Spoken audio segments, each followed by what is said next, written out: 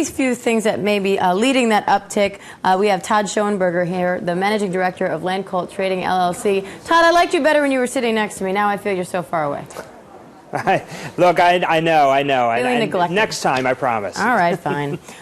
So before we get to your stock picks, because I know everybody wants to hear them, I want to start just by touching on the president's speech, because I know everyone's looking forward to that, highly anticipated address coming tomorrow, and now we're hearing at least that he's going to present a $300 billion jobs package. What do you make of that?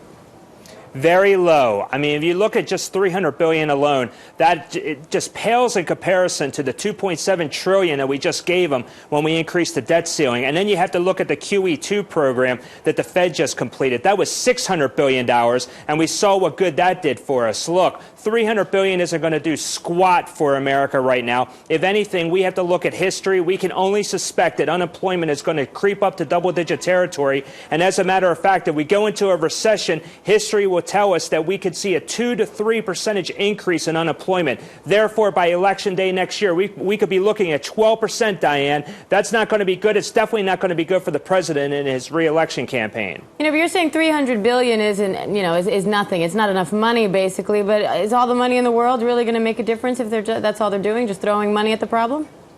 That's a very good point, and probably not right now. I mean, if you start thinking about it, $300 billion, I get it. I mean, he's probably going to start thinking about these shovel-ready projects that we heard Biden talk about a couple of years ago, and they got us nowhere. We heard the president talk about and say, in fact, they weren't shovel-ready at all. That's right. Good point. But then at $300 billion, I'm not exactly sure what he can do right now. Look, you have home builders right now are actually crumbling. You just look at some of these home builder stocks. They're actually at worse levels now compared to the S&P 500 than they were back in 08 and 09 during the housing bust. Then you even go look at these bank stocks. They're in the same exact territory that they were back during the Lehman Brothers collapse. So banks are not lending. Companies can't access capital, and therefore individuals can't access any credit, and they're not going to be spending any money. And you need people to go out and spend money if you want companies to go out and hire. And there is zero demand right now because of all the uncertainty that's taken place, particularly in Washington. Well, and something else that's worth mentioning when you talk about shovel-ready projects is a lot of times the way that infrastructure projects normally work is the government puts out a bid and hires a company that can do the job most efficiently for the least amount of money. And a lot of times when these jobs are created purposely to create jobs, these projects are performed to create jobs, it doesn't really work that way, does it? They sort of hire the company that can create the most jobs. But if you think about it, if you take a job done with a steamroller and instead give a bunch of guys a shovel, that's going to take a lot longer. It's going to be less efficient. It's going to create more jobs, yes, but what does that do to the economy? What does that do to us as taxpayers? That's right, and you bring up a good point. I mean, you would hope that with some of those shovel-ready projects, clearly, if anybody has a couple of bucks in their pocket, they're going to go out and spend the money. But more importantly, you think of the materials that are being used for these projects. Well, and how is the money being spent? What are we getting for those dollars? Are we getting the best value when we're going about it this way?